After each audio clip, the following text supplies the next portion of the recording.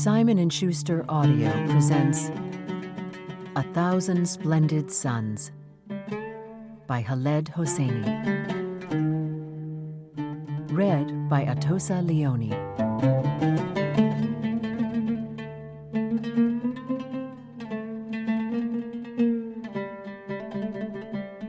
Part 1. Mariam was 5 years old the first time she heard the word harami. It happened on a Thursday. It must have, because Mariam remembered that she had been restless and preoccupied that day, the way she was only on Thursdays, the day when Jalil visited her at the Kolba. To pass the time until the moment that she would see him at last, crossing the knee-high grass in the clearing and waving, Mariam had climbed a chair and taken down her mother's Chinese tea set. The tea set was the sole relic that Mariam's mother, Nana, had of her own mother, who had died when Nana was 2. Nana cherished each blue and white porcelain piece, the graceful curve of the pot's spout, the hand-painted finches and chrysanthemums, the dragon on the sugar bowl, meant to ward off evil. It was this last piece that slipped from Mariam's fingers, that fell to the wooden floorboards of the kolba and shattered. When Nana saw the bowl, her face flushed red and her upper lip shivered, and her eyes, both the lazy one and the good, settled on Mariam in a flat, unblinking way. Nana looked so mad that Mariam feared the Jinn would enter her mother's body again. But the Jinn didn't come, not that time. Instead, Nana grabbed Mariam by the wrists, pulled her close, and through gritted teeth said, "You're a clumsy little Arami. This is my reward for everything I've endured. An heirloom-breaking, clumsy little Arami." At the time, Mariam did not understand. She did not know what this word, harami, bastard, meant. Nor was she old enough to appreciate the injustice, to see that it is the creators of the harami who are culpable, not the harami, whose only sin is being born. Mariam did surmise, by the way Nana said the word, that it was an ugly, loathsome thing to be a harami. Like an insect, like the scurrying cockroaches Nana was always cursing and sweeping out of the kolba. Later, when she was older, Mariam did understand. It was the way Nana uttered the word, not so much saying it as spitting it at her, that made Mariam feel the full sting of it. She understood then what Nana meant, that a harami was an unwanted thing, that she, Mariam, was an illegitimate person who would never have legitimate claim to the things other people had. Things such as love, family, home, acceptance. Jalil never called Mariam this name. Jalil said that she was his little flower. He was fond of sitting her on his lap and telling her stories, like the time he told her that Herat, the city where Mariam was born in 1959, had once been the cradle of Persian culture, the home of writers, painters, and Sufis. "You couldn't stretch a leg here without poking a poet in the ass," he laughed. Jalil told her the story of Queen Gauhar Shad, who had raised the famous minarets as her loving ode to Herat back in the 15th century. He described to her the green wheat fields of Herat, the orchards, the vines pregnant with plum grapes, the city's crowded vaulted bazaars. "There's a pistachio tree," Jalil said one day, "and beneath it, Mariam Jo, is buried none other than the great poet Jami." He leaned in and whispered, "Jami lived over 500 years ago. He did. I took you there once, to the tree. You were little, you wouldn't remember." It was true, Mariam didn't remember. And though she would live the first 15 years of her life within walking distance of Herat, Mariam would never see the story tree. She would never see the famous minarets up close, and she would never pick fruit from Herat's orchards or stroll in its fields of weed. But whenever Jalil talked like this, Mariam would listen with enchantment. She would admire Jalil for his vast and worldly knowledge. She would quiver with pride to have a father who knew such things. "What rich lies," Nana said after Jalil left. "Rich man telling rich lies. He never took you to any tree. And don't let him charm you. He betrayed us, your beloved father. He cast us out. He cast us out of his big fancy house like we were nothing to him. He did it happily." Mariam would listen dutifully to this. She never dared to say to Nana how much she disliked her talking this way about Jalil. The truth was that around Jalil, Mariam did not feel at all like a Harami. For an hour or two every Thursday, when Jalil came to see her, all smiles and gifts and endearments, Mariam felt deserving of all the beauty and bounty that life had to give. And for this, Mariam loved Jalil, even if she had to share him. Jalil had 3 wives and 9 children, 9 legitimate children, all of whom were strangers to Mariam. He was one of Herat's wealthiest men. He owned a cinema, which Mariam had never seen, but at her insistence Jalil had described it to her, and so she knew that the facade was made of blue and tan terracotta tiles, that it had private balcony seats and a trellised ceiling. Double swinging doors opened into a tiled lobby, where posters of Hindi films were encased in glass displays. On Tuesdays, Jalil said one day, kids got free ice cream at the concession stand. Nana smiled demurely when he said this. She waited until he had left the kolba before snickering and saying, "The children of strangers get ice cream. What do you get, Mariam?" Stories of ice cream. In addition to the cinema, Jalil owned land in Khorrokh and land in Farah. 3 carpet stores, a clothing shop, and a black 1956 Buick Roadmaster. He was one of Herat's best-connected men, friend of the mayor and the provincial governor. He had a cook, a driver, and 3 housekeepers. Nana had been one of the housekeepers, until her belly began to swell. When that happened, Nana said, the collective gasp of Jalil's family sucked the air out of Herat. His in-laws swore blood would flow. The wives demanded that he throw her out. Nana's own father, who was a lowly stone carver in the nearby village of Goldamon, disowned her. Disgraced, he packed his things and boarded a bus to Iran, never to be seen or heard from again. Sometimes, Nana said early one morning as she was feeding the chickens outside the kolba, "I wish my father had had the stomach to sharpen one of his knives and do the honorable thing. It might have been better for me." She tossed another handful of seeds into the coop, paused, and looked at Mariam. "Better for you too, maybe. It would have spared you the grief of knowing that you are what you are. But he was a coward, my father. He didn't have the dil, the heart for it." Jalil didn't have the dil either, Nana said, to do the honorable thing, to stand up to his family, to his wives and in-laws, and accept responsibility for what he had done. Instead, behind closed doors, a face-saving deal had quickly been struck. The next day, he had made her gather her few things from the servants' quarters where she'd been living and sent her off. "You know what he told his wives, by way of defense? That I forced myself on him.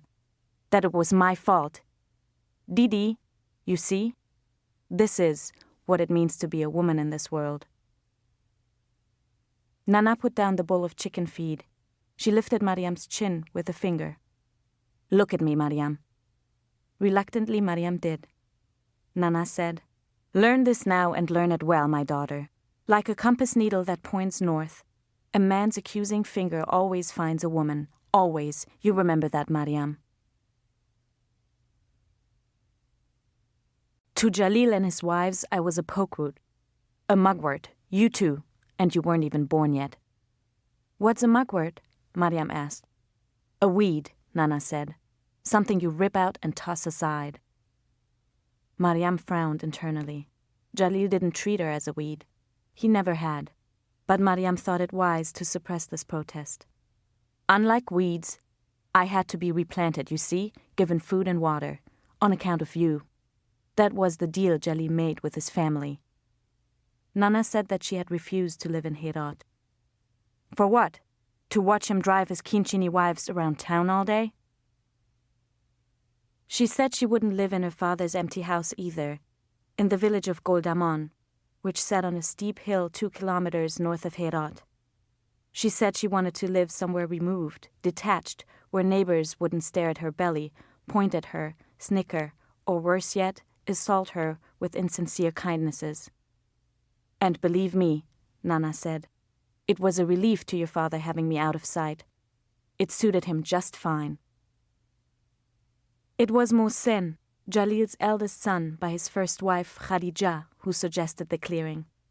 it was on the outskirts of Goldamon.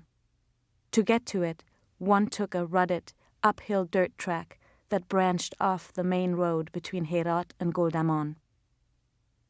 The track was flanked on either side by knee-high grass and speckles of white and bright yellow flowers. The track snaked uphill and led to a flat field where poplars and cottonwoods soared and wild bushes grew in clusters. From up there, one could make out the tips of rusted blades of Goldamon's windmill on the left, and on the right, all of Herat spread below. The path ended perpendicular to a wide, trout-filled stream which rolled down from the Safitko mountains surrounding Goldamon. 200 yards upstream towards the mountains, there was a circular grove of weeping willow trees. In the center, in the shade of the willows, was the clearing. Jalil went there to have a look. When he came back, Nana said, he sounded like a warden bragging about the clean walls and shiny floors of his prison. "And so your father built us this rat hole." Nana had almost married once, when she was 15. The suitor had been a boy from Shindand, a young parakeet seller. Mariam knew the story from Nana herself, and, though Nana dismissed the episode, Mariam could tell by the wistful light in her eyes that she had been happy. Perhaps for the only time in her life, during those days leading up to her wedding, Nana had been genuinely happy. As Nana told the story, Mariam sat on her lap and pictured her mother being fitted for a wedding dress. She imagined her on horseback, smiling shyly behind a veiled green gown, her palms painted red with henna, her hair parted with silver dust, the braids held together by tree sap.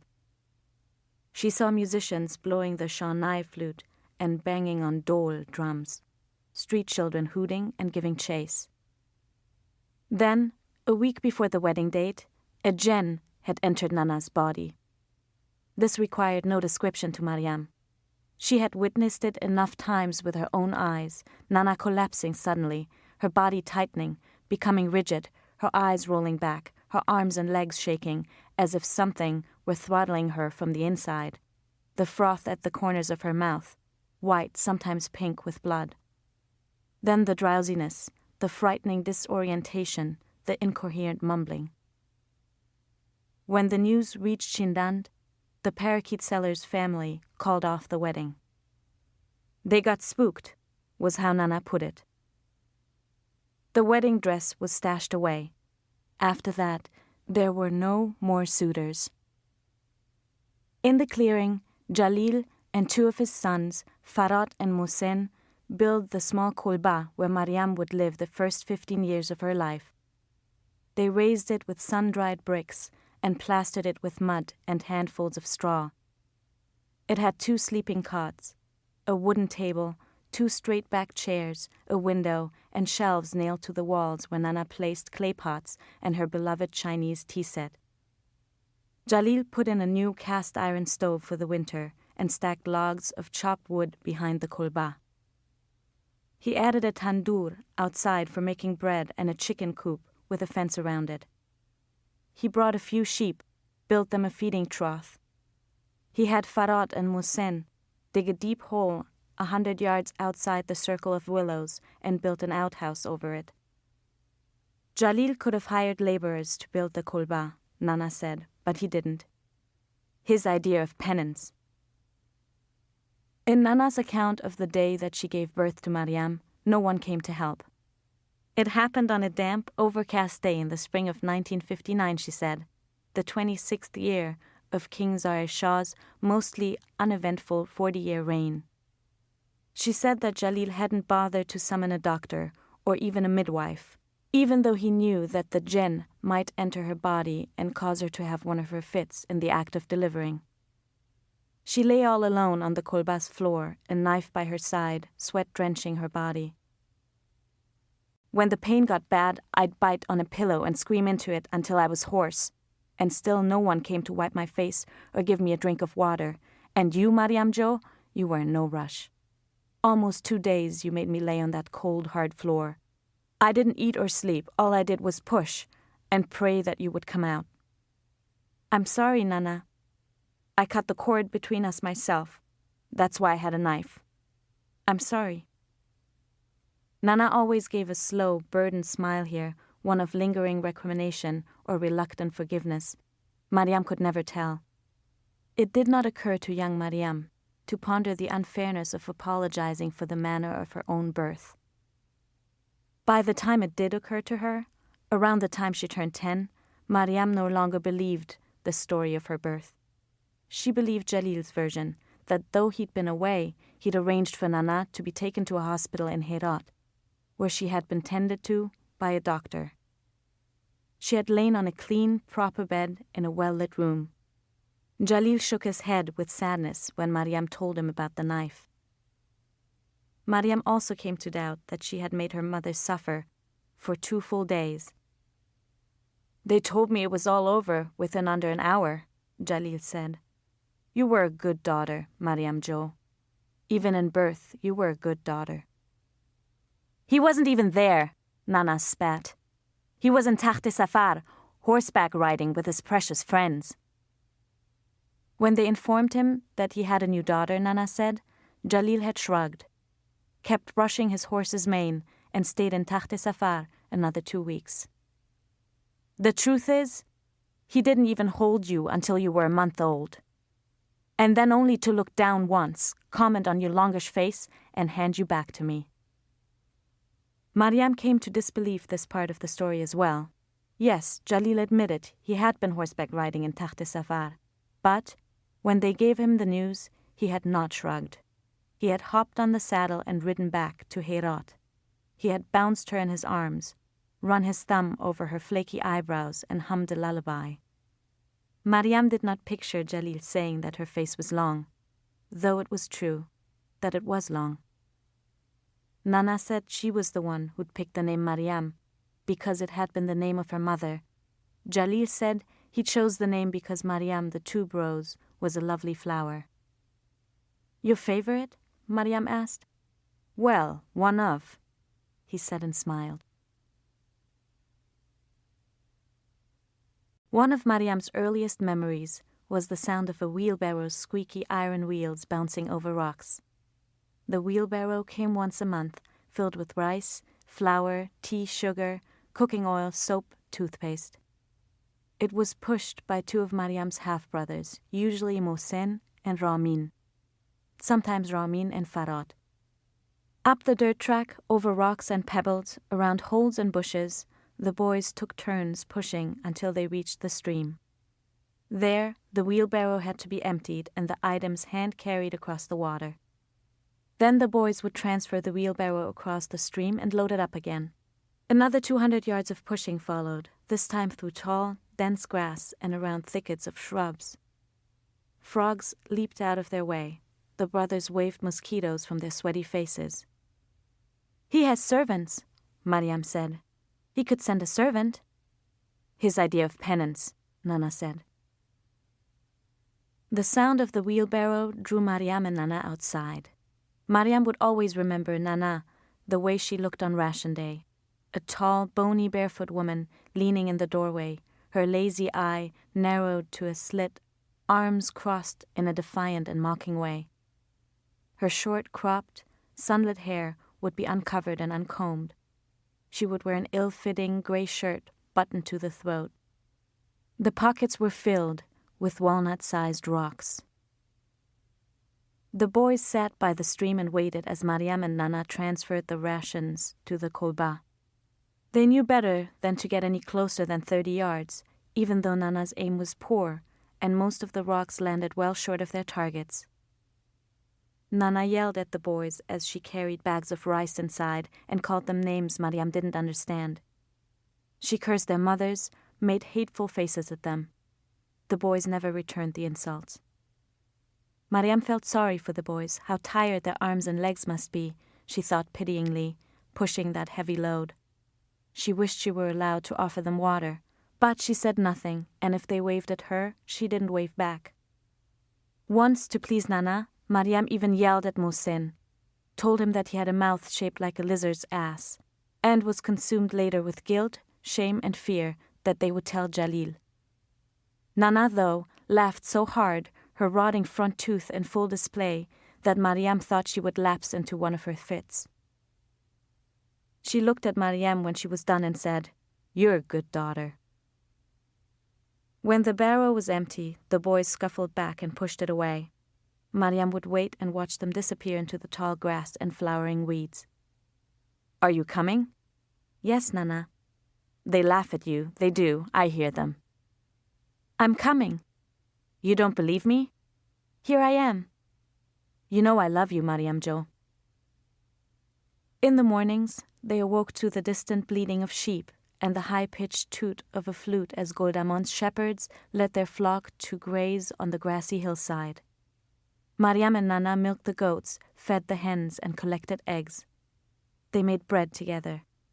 Nana showed her how to knead dough, how to kindle the tandoor, and slap the flattened dough onto its inner walls.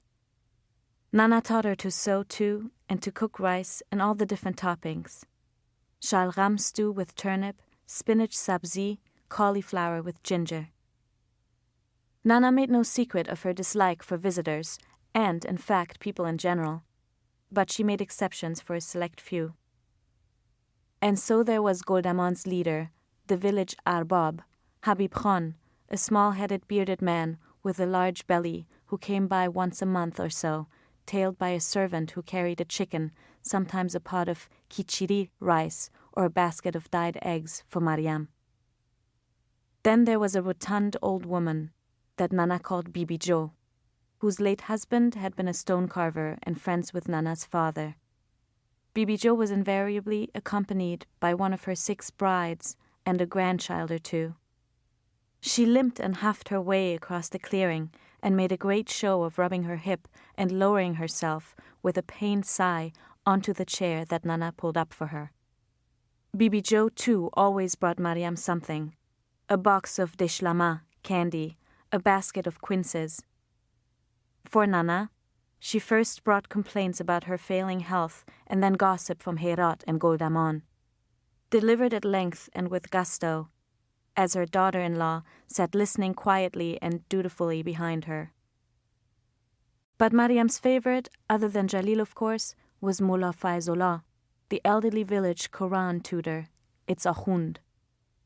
He came by once or twice a week from Goldamon to teach Mariam the 5 daily namaz prayers and tutor her in Quran recitation, just as he had taught Nana when she'd been a little girl. It was Mullah Faizullah who had taught Mariam to read, who had patiently looked over her shoulder as her lips worked the words soundlessly, her index finger lingering beneath each word, pressing until the nail bed went white, as though she could squeeze the meaning out of the symbols. It was Mullah Faizullah who had held her hand, guided the pencil in it along the rise of each alif, the curve of each be, the 3 dots of each se. He was a gaunt, stooping old man with a toothless smile and a white beard that dropped to his navel. Usually he came alone to the kolba, though sometimes with his russet-haired son Hamza, who was a few years older than Mariam. When he showed up at the kolba, Mariam kissed Mullah Faizullah's hand, which felt like kissing a set of twigs covered with a thin layer of skin, and he kissed the top of her brow before they sat inside for the day's lesson. After, the 2 of them sat outside the kolba, ate pine nuts and sipped green tea, watched the bulbul birds darting from tree to tree.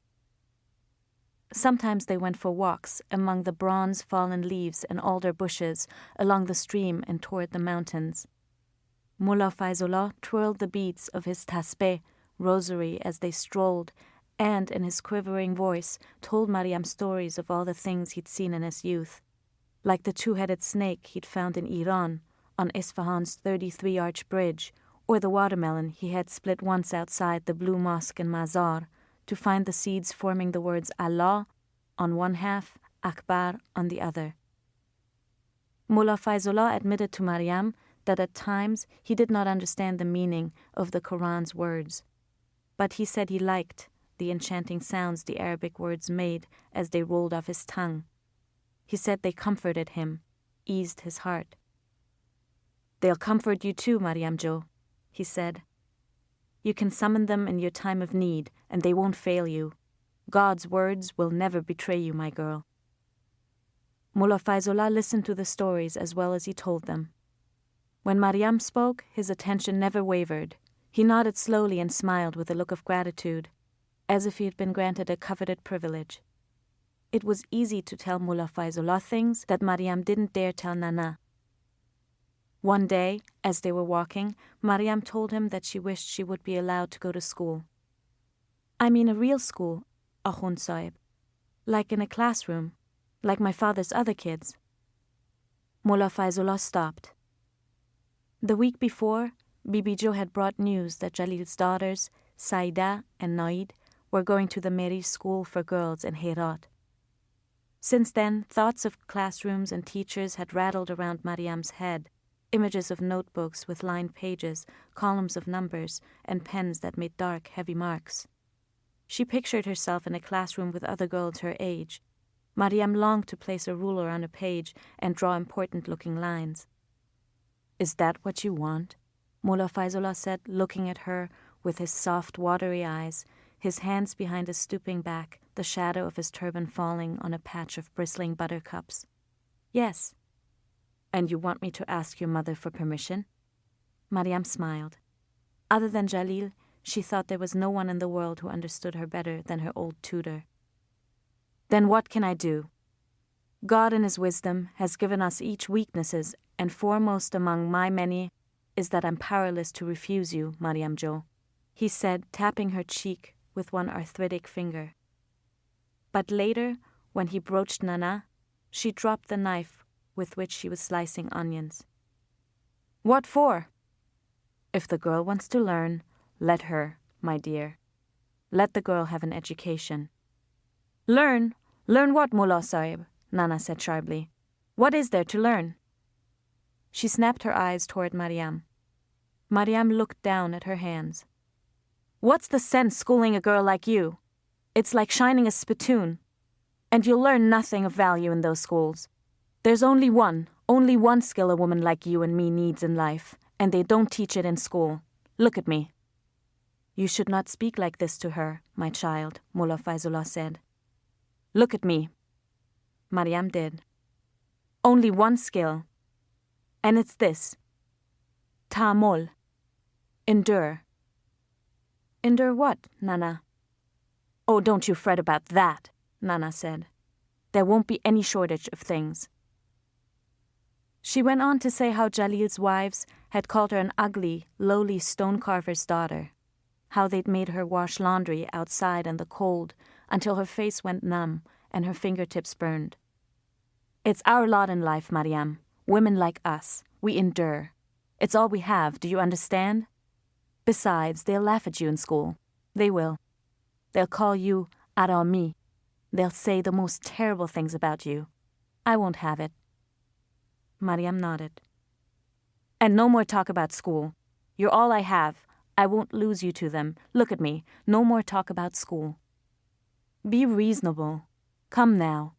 If the girl wants," Mullah Faisullah began. "And you, Akhund Sahib, with all due respect, you should know better than to encourage these foolish ideas of hers. If you really care about her, then you make her see that she belongs here at home with her mother. There's nothing out there for her. Nothing but rejection and heartache. I know, Akhund Sahib, I know." His cousin Daoud Khan did it while the king was in Italy getting medical treatment. You remember Daoud Khan, right? I told you about him. He was prime minister in Kabul when you were born. Anyway, Afghanistan is no longer a monarchy, Mariam. You see, it's a republic now, and Daoud Khan is the president. There are rumors that the socialists in Kabul helped him take power. Not that he's a socialist himself, mind you, but that they helped him. That's the rumor anyway. Mariam asked him what a socialist was, and Jalil began to explain, but Mariam barely heard him. "Are you listening?" "I am." He saw her looking at the bulge in his coat's side pocket. "Ah, of course. Well, here then. Without further ado." He fished a small box from his pocket and gave it to her. He did this from time to time, bring her small presents. A carnelian bracelet cuff one time, a choker with lapis lazuli beads another. That day, Mariam opened the box and found a leaf-shaped pendant, tiny coins edged with moons and stars hanging from it. "Try it on, Mariam Jo." She did. "What do you think?" Jalil beamed. "I think you look like a queen." After he left, Nana saw the pendant around Mariam's neck.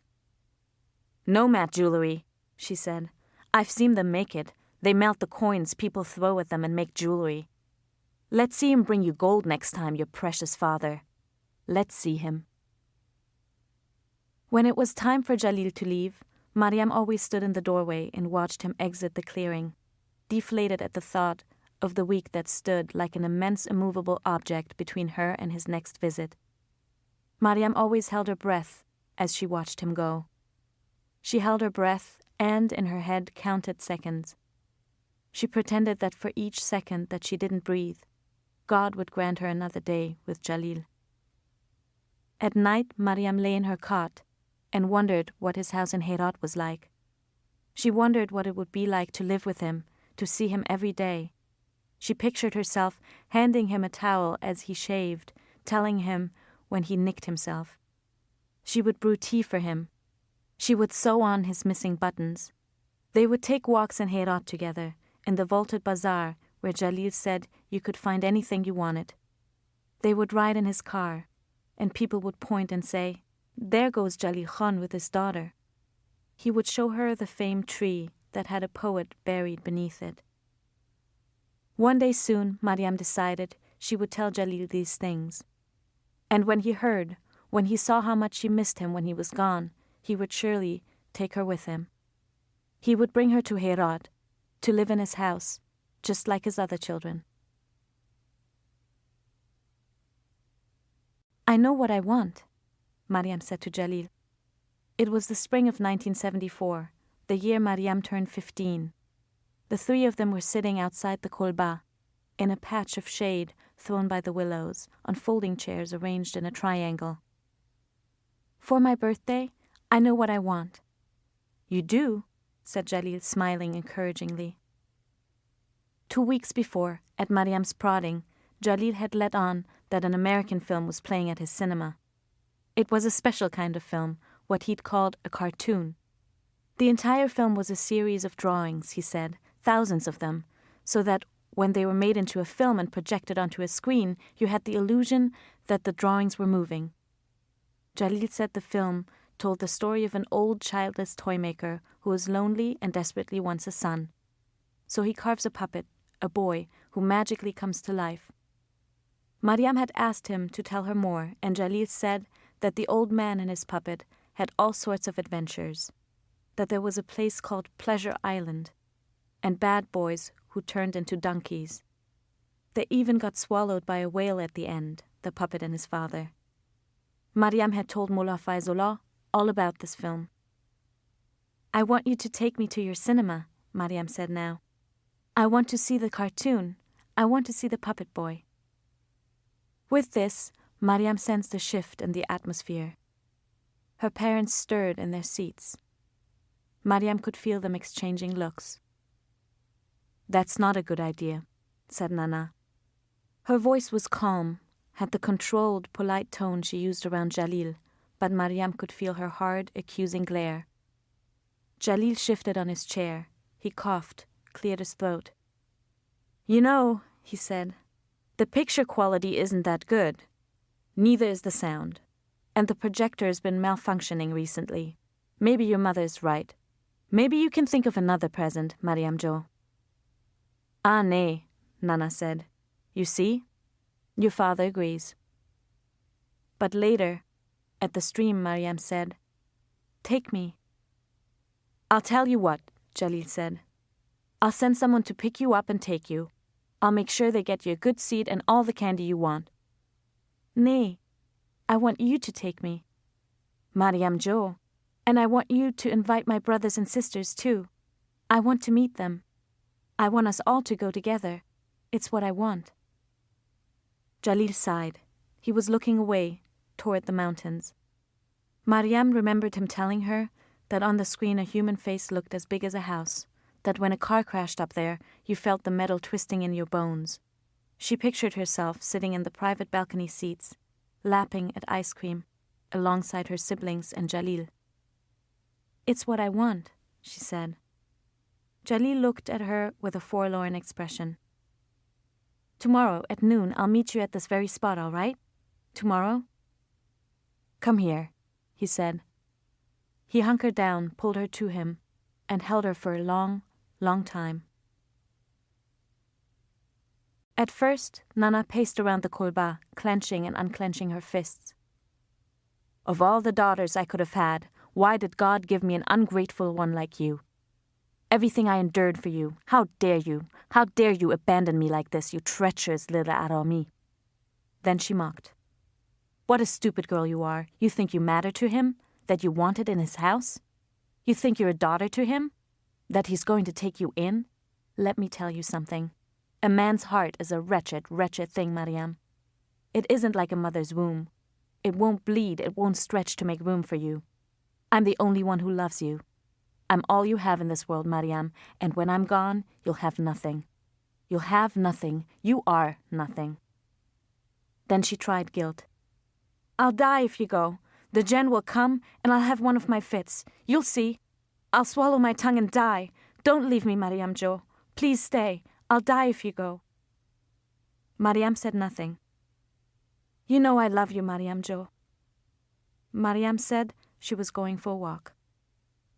She feared she might say hurtful things if she stayed. That she knew the Jen was a lie. That Jalil had told her what Nana had was a disease with a name, and that pills could make it better. She might have asked Nana why she refused to see Jalil's doctors, as he had insisted she do, why she wouldn't take the pills he'd bought for her. If she could articulate it, she might have said to Nana that she was tired of being an instrument, of being lied to, laid claim to, used. That she was sick of Nana twisting the truths of their life and making her, Mariam, another of her grievances against the world. "You're afraid, Nana," she might have said. "You're afraid that I might find the happiness you never had. And you don't want me to be happy. You don't want a good life for me. You're the one with the wretched heart." There was a lookout on the edge of the clearing where Mariam liked to go. She sat there now, on dry, warm grass. Herat was visible from here, spread below her, like a child's board game. The women's garden to the north of the city, Char Sokh Bazaar, and the ruins of Alexander the Great's old citadel to the south. She could make out the minarets in the distance, like the dusty fingers of giants, and the streets that she imagined were milling with people, carts, mules. She saw swallows swooping and circling overhead. She was envious of these birds. They had been to Herat. They had flown over its mosques, its bazaars. Maybe they had landed on the walls of Jalil's home, on the front steps of his cinema. She picked up 10 pebbles and arranged them vertically in 3 columns. This was a game that she played privately from time to time when Nana wasn't looking. She put 4 pebbles in the first column for Khadija's children, 3 for Afsoon's, and 3 in the third column for Narges's children. Then she added a 4th column, a solitary, 11th pebble. The next morning, Mariam wore a cream-colored dress that fell to her knees, cotton trousers, and a green hijab over her hair. She agonized a bit over the hijab, its being green and not matching the dress, but it would have to do. Moths had eaten holes into her white one. She checked the clock. It was an old, hand-wound clock with black numbers on a mint-green face, a present from Mullah Faizullah. It was 9 o'clock. She wondered where Nana was. She thought about going outside and looking for her, but she dreaded the confrontation, the aggrieved looks. Nana would accuse her of betrayal. She would mock her for her mistaken ambitions. Mariam sat down. She tried to make time pass by drawing an elephant in one stroke, the way Jalil had shown her over and over. She became stiff from all the sitting, but wouldn't lie down for fear that her dress would wrinkle. When the hands finally showed 11:30, Mariam pocketed the 11 pebbles and went outside. On her way to the stream, she saw Nana sitting on a chair in the shade beneath the domed roof of a weeping willow, Mariam couldn't tell whether Nana saw her or not. At the stream, Mariam waited by the spot they had agreed on the day before. In the sky, a few grey, cauliflower-shaped clouds drifted by.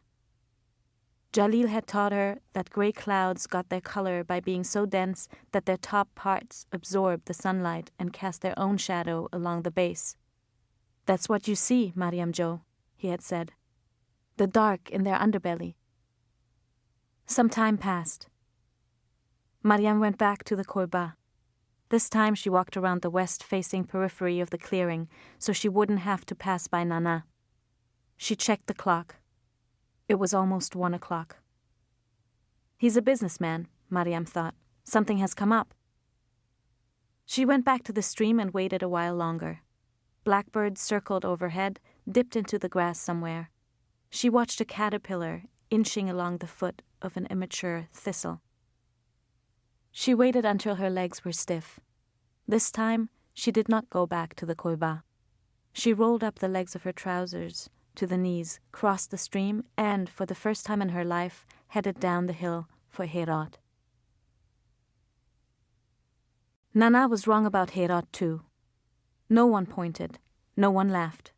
Mariam walked along noisy, crowded, cypress-lined boulevards, amid a steady stream of pedestrians, bicycle riders, and mule-drawn garis, and no one threw a rock at her. No one called her a harami. Hardly anyone even looked at her. She was, unexpectedly, marvelously, an ordinary person here.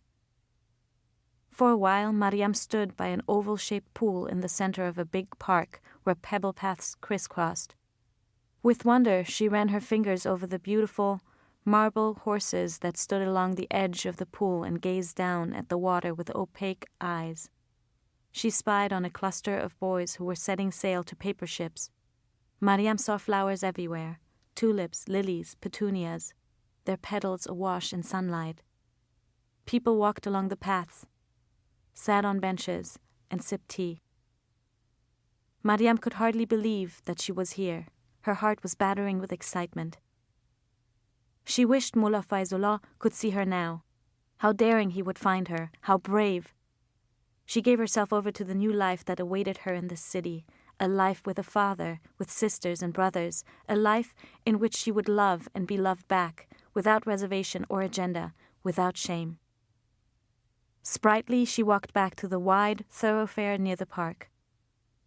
She passed old vendors with leathery faces sitting under the shade of plane trees, gazing at her impassively behind pyramids of cherries and mounds of grapes. Barefoot boys gave chase to cars and buses, waving bags of quinces. Mariam stood at a street corner and watched the passers-by, unable to understand how they could be so indifferent to the marvels around them. After a while, she worked up the nerve to ask the elderly owner of a horse-drawn gari if he knew where Jalil, the cinema's owner, lived. The old man had plump cheeks and wore a rainbow-striped chapan. "You're not from Herat, are you?" he said companionably. "Everyone knows where Jalil Khan lives." "Can you point me?" He opened a foil-wrapped toffee and said, "Are you alone?" "Yes." "Climb on, I'll take you." "I can't pay you. I don't have any money." He gave her the toffee. He said he hadn't had a ride in 2 hours and he was planning on going home anyway. Jalil's house was on the way. Mariam climbed onto the gari. They rode in silence side by side. On the way there, Mariam saw herb shops and open-fronted cubbyholes where shoppers bought oranges and pears, books, shawls, even falcons. Children played marbles in circles drawn in dust. Outside tea houses, on carpet-covered wooden platforms, men drank tea and smoked tobacco from hookahs. The old man turned onto a wide, conifer-lined street. He brought his horse to a stop at the midway point. "There, looks like you're in luck, Dr. Jo. That's his car." Mariam hopped down. He smiled and rode on. Mariam had never before touched a car. She ran her fingers along the hood of Jalil's car, which was black, shiny, with glittering wheels in which Mariam saw a flattened, widened version of herself. The seats were made of white leather. Behind the steering wheel, Mariam saw round glass panels with needles behind them. For a moment, Mariam heard Nana's voice in her head, mocking, dousing the deep-seated glow of her hopes. With shaky legs, Mariam approached the front door of the house. She put her hands on the walls. They were so tall, so foreboding, Jalil's walls. She had to crane her neck to see where the tops of cypress trees protruded over them from the other side. The treetops swayed in the breeze, and she imagined they were nodding their welcome to her. Mariam steadied herself against the waves of dismay passing through her. A barefoot young woman opened the door. She had a tattoo under her lower lip. "I'm here to see Jalil Khan. I'm Mariam, his daughter." A look of confusion crossed the girl's face, then a flash of recognition. There was a faint smile on her lips now, and an air of eagerness about her, of anticipation. "Wait here," the girl said quickly. She closed the door. A few minutes passed. Then a man opened the door. He was tall and square-shouldered, with sleepy-looking eyes and a calm face. "I'm Jalil Khan's chauffeur," he said, not unkindly. "His what?" "His driver. Jalil Khan is not here." "I see his car," Mariam said. "He's away on urgent business." "When will he be back?" "He didn't say." Mariam said she would wait. He closed the gates. Mariam sat and drew her knees to her chest. It was early evening already, and she was getting hungry. She ate the Garit driver's toffee. A while later, the driver came out again. "You need to go home now," he said. "It'll be dark in less than an hour." "I'm used to the dark." "It'll get cold, too. Why don't you let me drive you home? I'll tell him you were here." Mariam only looked at him. "I'll take you to a hotel then. You can sleep comfortably there. We'll see what we can do in the morning." "Let me in the house." "I've been instructed not to. Look, no one knows when he's coming back. It could be days." Mariam crossed her arms. The driver sighed and looked at her with gentle reproach. Over the years, Mariam would have ample occasion to think about how things might have turned out if she had let the driver take her back to the Kulba. But she didn't. She spent the night outside Jalil's house. She watched the sky darken, the shadows engulf the neighboring house fronts. The tattooed girl brought her some bread and a plate of rice, which Mariam said she didn't want. The girl left it near Mariam. From time to time, Mariam heard footsteps down the street, doors swinging open, muffled greetings. Electric lights came on and windows glowed dimly. Dogs barked. When she could no longer resist the hunger, Mariam ate the plate of rice and the bread. Then she listened to the crickets chirping from gardens. Overhead, clouds slipped past a pale moon. In the morning, she was shaken awake. Mariam saw that during the night someone had covered her with a blanket. It was the driver shaking her shoulder. "This is enough. You've made a scene. Bas. It's time to go." Mariam sat up and rubbed her eyes. Her back and neck were sore. "I'm going to wait for him." "Look at me," he said. "Jalil Khan says that I need to take you back now. Right now. Do you understand? Jalil Khan says so." He opened the rear passenger door to the car. "Bea, come on," he said softly. "I want to see him," Mariam said. Her eyes were tearing over. The driver sighed. "Let me take you home. Come on, Dochtajo." Mariam stood up and walked toward him. But then, at the last moment, she changed direction and ran to the front gates. She felt the driver's fingers fumbling for a grip at her shoulder. She shed him and burst through the open gates. In the handful of seconds that she was in Jalil's garden, Mariam's eyes registered seeing a gleaming glass structure with plants inside it, grapevines clinging to wooden trellises, a fish pond built with grey blocks of stone, fruit trees, and bushes of brightly colored flowers everywhere. Her gaze skimmed over all these things before they found a face, across the garden, in an upstairs window. The face was there for only an instant, a flash, but long enough. Long enough for Mariam to see the eyes widen, the mouth open. Then it snapped away from view. A hand appeared and frantically pulled at a cord. The curtains fell shut. Then a pair of hands buried into her armpits and she was lifted off the ground. Mariam kicked. The pebbles spilled from her pocket. Mariam kept kicking and crying as she was carried to the car and lowered onto the cold leather of the back seat. The driver talked in a muted, consoling tone as he drove. Mariam did not hear him. All during the ride, as she bounced in the back seat, she cried. They were tears of grief, of anger, of disillusionment, but mainly tears of a deep, deep shame at how foolishly she had given herself over to Jalil, how she had fretted over what dress to wear, over the mismatching hijab, walking all the way here, refusing to leave, sleeping on the street like a stray dog. And she was ashamed of how she had dismissed her mother's stricken looks, her puffy eyes, Nana who had warned her, who had been right all along. Mariam kept thinking of his face in the upstairs window. He let her sleep on the street. On the street. Mariam cried lying down. She didn't sit up, didn't want to be seen. She imagined all of Herat, knew this morning how she'd disgraced herself. She wished Mullah Faizullah were here so she could put her head on his lap and let him comfort her. After a while, the road became bumpier and the nose of the car pointed up. They were on the uphill road between Herat and Goldamon. What would she say to Nana, Mariam wondered. How would she apologize? How could she even face Nana now? The car stopped and the driver helped her out. I'll walk you, he said. She let him guide her across the road and up the track. There was honeysuckle growing along the path, and milkweed too. Bees were buzzing over twinkling wildflowers. The driver took her hand and helped her cross the stream. Then he let go, and he was talking about how Herat's famous 120-day winds would start blowing soon, from mid-morning to dusk, and how the sandflies would go on feeding frenzy. And then suddenly he was standing in front of her, trying to cover her eyes, pushing her back the way they had come, and saying, "Go back.